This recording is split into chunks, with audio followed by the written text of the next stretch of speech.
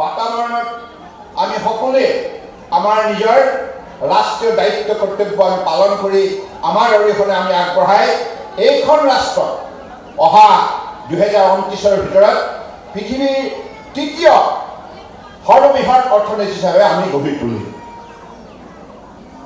আৰু মাত্ৰ 5 বছৰ পাছত ইয়াৰ পাছত 2047 যেতিয়া ভাৰতবৰ্ষ স্বাধীনতা লাভ কৰা 100 বছৰ সম্পূৰ্ণ হ'ব 2047 তেতিয়া এইখন ৰাষ্ট্ৰ হ'ব বিশ্বৰ আটাইতকৈ উন্নত শক্তিশালী ৰাষ্ট্ৰ আত্মনিৰ্ভৰ ভাৰত। গতিকে আত্মনিৰ্ভৰ ভাৰত নিৰ্মাণ কৰিব লগা হ'লে আত্মনিৰ্ভৰ ঢকুৱাখানা হ'ব লাগিব। আত্মনিৰ্ভৰ ঢকুৱাখানা হ'লেহে আত্মনিৰ্ভৰ অসম হ'ব। আত্মনিৰ্ভৰ অসম হ'লেহে আত্মনিৰ্ভৰ ভাৰত হ'ব। গতিকে সেইদৰে এই পঞ্চায়ত নিৰ্বাচনৰ তাৎপৰ্য ইয়াৰ গুৰুত্ব তেনেধৰণে আপোনালোকে মূল্যাংকন কৰিব লাগিব। উঠি অহা ছাত্ৰ ছাত্ৰী পুৰুষ মহিলা দিব্যাংগ বৃদ্ধ বৃদ্ধা বিধৱা অবিবাহিত মহিলা সকলোৰে আজি ভাৰত চৰকাৰে অসম চৰকাৰে যৌথভাৱে যিমানবিলাক আঁচনি ৰূপায়ণ কৰিছিলে তাৰ ফলশ্ৰুতিত আপোনালোকে নিজে মূল্যাংকন কৰক। আজি তাৰিখত 80 কোটি মানুহক বিনামূলীয়াকৈ অন্ন যোগান ধৰা হৈছে। কোভিড-19 পেণ্ডেমিকৰ সময়ত 220 কোটি ভেকচিন দি বিশ্বৰ অভিলেখ স্থাপন কৰিলে মাননীয় প্ৰধানমন্ত্ৰী নৰেন্দ্ৰ মোদী ডাঙৰীয়াৰ নেতৃত্বত। অৰ্থাৎ পৃথিৱীৰ বুকুত যেতিয়া কোভিড মহামাৰী হৈছিল সেই মুহূৰ্তত আমেৰিকা, জাৰ্মানী, ফ্ৰান্স, ইংলেণ্ড উন্নত ৰাষ্ট্ৰবিলাক হতাশাগ্ৰস্ত হৈছিল। তেওঁলোকে ভাবিব পৰা নাছিল যে কেনেধৰণে জনসাধাৰণক জীৱন নিৰ্বাহ কৰাৰ বাবে উপায় দিব লাগিব।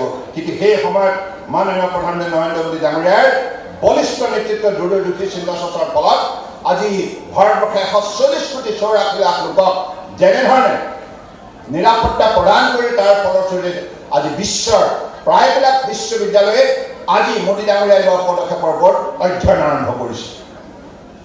গতিকে পৰমশ্ৰদ্ধা ৰাইজ, মই এই কথাখিনি কোৱাৰ উদ্দেশ্য এটাই যে ভাৰতীয় জনতা পাৰ্টি নেতৃত্বত অসমত যিখন মিত্ৰজোঁট চৰকাৰ আছে, অসম গণ পৰিষদ, ভাৰতীয় জনতা পাৰ্টি, সন্মিলিত গণশক্তি অসম আৰু UPPL, আমি একেলগে মিলি এইখন চৰকাৰ আমি পৰিচালনা কৰিছোঁ আৰু এইখন চৰকাৰৰ কাৰ্যকালত অসমৰ প্ৰতিটো জাতি জনগোষ্ঠীক মৰ্যাদা সহকাৰে তেখেতসকলৰ মান স্বাভিমান মাটি ভেটি কৃষ্টি সংস্কৃতি ৰক্ষা কৰাৰ বাবে যিবিলাক উন্নয়নমূলক পদক্ষেপ লোৱা হৈছে তাৰ ফলশ্ৰুতিত আজি অসমৰ প্ৰতিটো প্ৰান্তৰ উন্নয়ন সম্ভৱ হৈছে।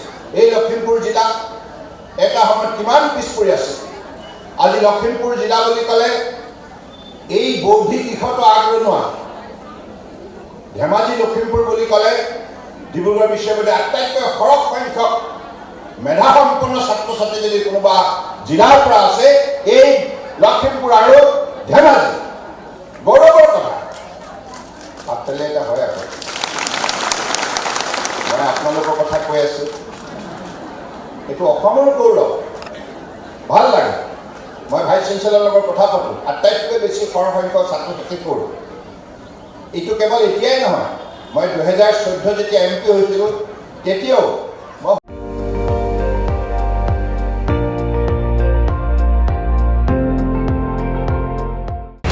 আপুনি চাই আছে ND24, সৰ্বশ্ৰেষ্ঠ নহয় সৰ্বোত্তমৰ দৌৰত।